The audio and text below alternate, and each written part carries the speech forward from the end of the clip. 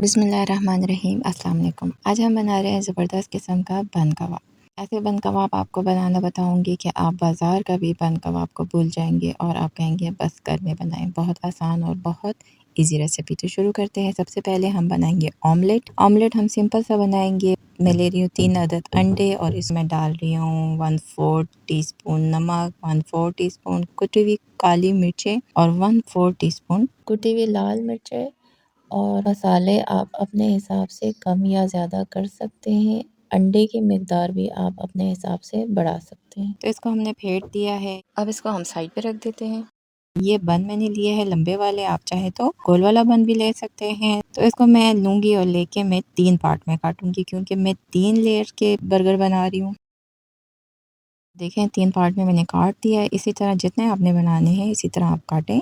अब मैंने तवा रख दिया है, ये गर्म हो गया है। इसमें मैं डालूंगी मक्खन। आप चाहें देसी घी या घी में भी फ्राई कर सकते हैं। इसमें हम पहले कबाब फ्राई करेंगे। अंडा फेंटा था ऑमलेट के लिए तो उसी में मैं डिप करके फ्राई करूंगी। आप चाहें तो शामी में कर लें या तो फिर आप कटलेट्स में भी कर सकते हैं। दोनों में ही बन कबाब बहुत मज़े का लगता है। तो मेरे पास शामी थे, मैं शामी में फ्राई कर रही हूँ। तो शामी नॉर्मली जैसे फ्राई करते हैं वैसे फ्राई करेंगे। बस एक टिप मैं आपको दूंगी, अगर शामी कबाब आपका बर्फ़ जमा हुआ फ्रोज़न है तो आपने क्या करना है, तवे को अच्छे से गर्म करके ऑयल या घी जिसमें भी आप फ्राई करें उसको अच्छे से गर्म करने के बाद फ्राई करें। ऐसे डायरेक्ट मत रखें, सही फ्राई नहीं होते। चलें जी, कबाब फ्राई हो गए। कबाब को हमने रख दिया साइड पे। जो अंडा हमने मसाले डाल के फेंट के रखा था, अब उसको हम फ्राई करेंगे। और जैसे ऑमलेट फ्राई करते हैं, अंडा फ्राई करते हैं, सेम वैसे ही फ्राई करके इसको भी साइड पे रख देंगे।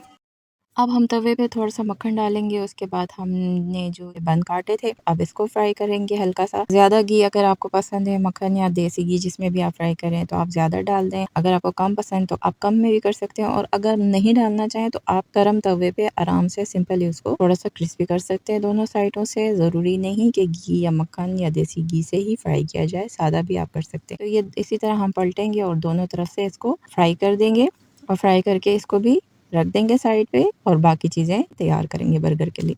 ये मैंने गोभी लिए है, बारीक बारीक काटी है। इसको आप अगर आपसे बारीक नहीं कटता तो आप जैसे पील ऑफ करते हैं आलू को उसके साथ बारीक बारीक काट सकते हैं, बड़ा इजीली कट जाता है। तो वो काट लें। ये मैंने तकरीबन 1 कप लिया है। आधा कप मायोनीज ले रही हूँ। तो मायोनीज लेके इसको हम अच्छे से मिक्स करेंगे। बेसिकली बन कबाब के लिए सॉस बना रहे हैं। ये सॉस आप डालेंगे अपने बर्गर में तो आपका बर्गर का टेस्ट जो है ना वो बड़े मजे का बनेगा और ये बहुत ही मजेदार बन जाता है इस सॉस की वजह से। इसके बाद इसमें हम डाल देते हैं काली मिर्चें। काली मिर्चें कुटी हुई मैं डाल रही हूँ तकरीबन 1/4 टीस्पून। ज्यादा चाहिए तो आप ज्यादा डाल दें। नमक नहीं डालेंगे क्योंकि मायोनीज में ऑलरेडी अच्छा खासा नमक होता है। तो ये देखें ये भी तैयार हो गया। इसको मिक्स कर दिया हमने। अब इसको हम रखते हैं साइड पे। जो बन हमने फ्राई किए थे इसको हम तरतीब से रख देते हैं। फिलिंग कर देती हूँ। सबसे पहले हम डालेंगे मायोनीज और गोभी का जो हमने सॉस बनाया था वो हम डाल देते हैं। जितनी आपको फिलिंग चाहिए ये बना के आप ज़रूर डालें बर्गर में, बन में। तो ये आपका जो बर्गर है उसका मज़ा दुबाला हो जाता है, बहुत मज़े का बन जाता है। आप जो है ना बाजार के भी बर्गर को भूल जाएंगे, मैं आपको गारंटी देती हूँ कि इसकी वजह से आपका बन कबाब जो है ना वो बहुत ही मज़ेदार बन जाता है। इसके बाद हम इसमें डालेंगे अंडा और इसके बाद हमारी फर्स्ट लेयर कंप्लीट हो जाएगी।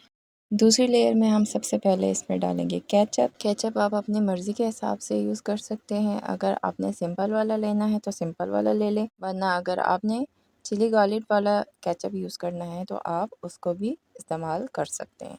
नीचे मायोनीज़ डाल दिया, मायोनीज़ और गोभी, ऊपर केचप डाल दिया। इससे जूसी हो जाएगा आपका बन कबाब और जो फिलिंग आप कर रहे हैं जिस चीज़ की भी वो और टेस्ट देगा। तो ये शामी कबाब जो हमने फ्राई किए थे वो मैं डाल रही हूँ। एक काफ़ी है, शामी कबाब बड़े हैं और अगर आपको ज़्यादा पसंद है तो आप 2 शामी कबाब रख सकते हैं। तो मेरे लिए एक ही इनफ है, बस काफ़ी है। इसके ऊपर मैं सैलेड डालूँगी, जो भी आपको पसंद है। आप सलाद के पत्ते भी रख सकते हैं और जो आपको सलाद पसंद है टमाटर रख सकते हैं, खीरे और प्याज रख सकते हैं। मुझे खीरे और प्याज पसंद है तो मैं सिर्फ यही रख रही हूँ। ये खीरे और प्याज मैंने गोल गोल काटे हैं तो ये हम रख देते हैं। चलिए जी, ये हो गया, अब तैयार है। आप क्या करते हैं कि सबसे ऊपर वाली टॉप का हमने बन रखना है तो इसके ऊपर हम इसको ऐसे ही नहीं रखेंगे, ड्राई है काफ़ी। इसके ऊपर हम रायता डालेंगे। रायता आपकी अपनी मर्ज़ी, धनिया पुदीने की चटनी डाल के रायता बना लें। मैंने नमक और ज़ीरा जो है उसको हल्का सा भून के उसको पीस के डाला, सिर्फ नमक और ज़ीरा है तो ये भी बहुत मज़े का लगता है। इसको मैंने हल्का सा ऊपर डाला और डाल के ये देखें आपका ज़बरदस्त किस्म का बन कबाब, स्पाइसी और जूसी।